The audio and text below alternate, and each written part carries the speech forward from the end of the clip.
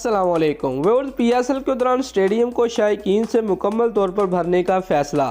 Pakistan super league 7 के matches के दौरान वैक्सीनेटेड अफराद को स्टेडियम में जाकर मैच देखने की इजाज़त होगी। तफसीलात के मुताबिक पाकिस्तान क्रिकेट बोर्ड को पाकिस्तान सुपर लीग 7 के इनकाद से कबल बड़ी कामयाबी हासिल हो गई।